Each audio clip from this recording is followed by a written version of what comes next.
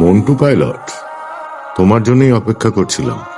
দেখ মন্টু, জানি বিবি তোকে সব বলেছে, কিন্তু তাও বলি, আমাদের এই রেন্ডি পাড়াটা একটা বড় পরিবার।